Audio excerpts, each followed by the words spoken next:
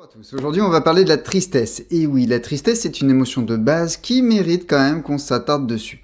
La tristesse, c'est ce qu'on appelle dans mon jargon une émotion de résignation. Et elle va être vers là, dans la petite roue que je vous montre maintenant. Cette tristesse, elle a plein de missions, elle a plein de besoins et elle a surtout ce qu'on va appeler des manifestations et des régulations. Les manifestations, vous commencez à être habitué avec mon jargon. Qu'est-ce que c'est? C'est ce qu'on ressent quand on est triste. Quand on est triste, on est tout mou, on est renfermé, on est recroquevillé sur nous-mêmes. Non pas comme quand on est honteux ou coupable, mais vraiment comme si on avait besoin de protéger quelque chose, qu'on avait besoin de chaleur. C'est d'ailleurs pour ça que si vous regardez n'importe quel film de merde qui représente une femme triste, elle va avoir un pyjama en pilou-pilou tout chaud et une grosse veste, bien entendu oversize, genre le truc de son chéri qui est parti, qui est mort, qui est... Bref, un truc comme ça.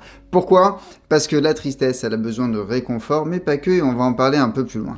J'ai déjà parlé des manifestations physiques de la tristesse, avec par exemple l'apathie générale et le fait de commencer à se recroqueviller un peu sur soi.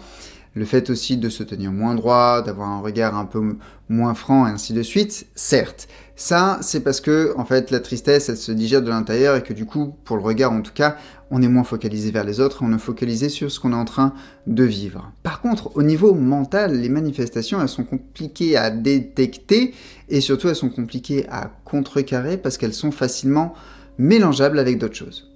Je vous prends un exemple.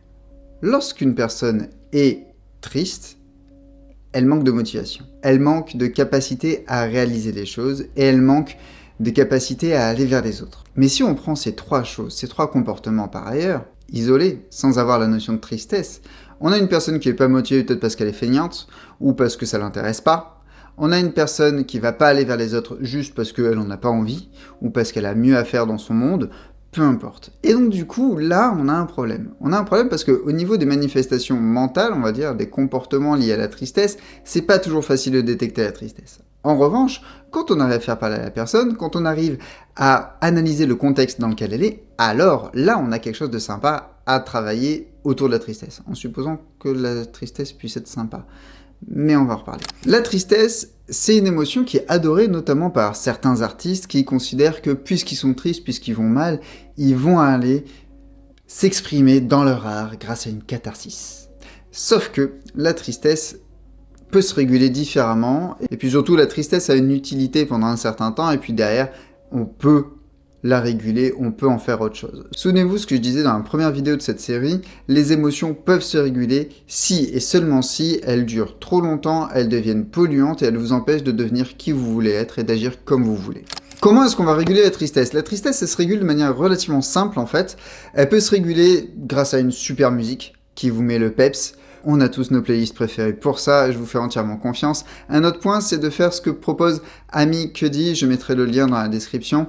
Amy Cuddy, elle propose de faire des power poses pour changer un peu notre manière de faire. Donc power pose, qu'est-ce que c'est? Je vous conseille le Wonder Woman, c'est-à-dire main sur les hanches, le regard au loin, le dos bien droit.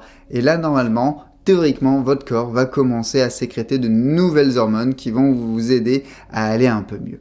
Et évidemment, il y a quelque chose qui aide beaucoup quand on est triste, c'est pas nécessairement de se goinfrer de Ben & Jerry's ou de Häagen-Dazs ou autre, non, il y a un truc beaucoup plus simple à faire, c'est sortir. Alors, c'est pas sortir et aller voir des gens, c'est pas nécessairement ce dont vous avez besoin à ce moment-là. Si vous êtes triste, ce dont vous avez besoin, c'est de sortir et de bouger. Bouger calmement, faire en sorte que votre corps se rappelle qu'il est en vie et que la tristesse, le poids de la tristesse se répartisse un peu différemment. Ça peut vouloir dire aller marcher dans la rue et ça peut surtout vouloir dire, pour moi en tout cas, le plus malin, ça serait d'aller dans la nature et de marcher un peu. Ça peut être le bord de mer, ça peut être une forêt, ça peut être la montagne, peu importe, tant que vous êtes au contact de la nature et que vous sortez très exactement de votre cocon de tristesse. Pour continuer sur la tristesse et surtout sur de quoi est-ce que la tristesse a besoin. Si vous avez une personne qui est triste à côté de vous, de quoi cette personne a besoin? Cette personne, elle a besoin d'écoute et de partage. Elle a besoin de votre écoute, elle a besoin de pouvoir partager sa tristesse. Partager la tristesse, ça ne veut pas dire partager, en prendre une part, comme on prendrait une part de pizza. Non, ça veut dire que la personne qui est triste va pouvoir partager ça, c'est-à-dire faire comprendre, faire connaître, juste dire. Et vous avez juste besoin d'écouter et de créer le contexte pour que cette personne puisse partager sereinement sa tristesse. À partir de là, la tristesse, elle va remplir sa mission et elle va pouvoir être régulée toute seule sans qu'on ait un acte fort à faire comme aller dehors et ainsi de suite. Bien entendu, le partage social de l'émotion, on en reparlera parce que c'est très intéressant dans pas mal de domaines, le partage social de l'émotion n'est pas absolu et il y a des personnes qui vont avoir du mal à s'exprimer, donc c'est à vous, si vous êtes un bon pote, un bon chéri, un bon coach, peu importe, de créer le contexte où cette émotion va pouvoir être partagée. Les abonnés de ma newsletter ont reçu, en plus d'un lien vers cette vidéo, une ressource supplémentaire, un lien vers un article, vers une autre vidéo, vers quelque chose qui va leur permettre d'aller plus loin dans leur connaissance des émotions.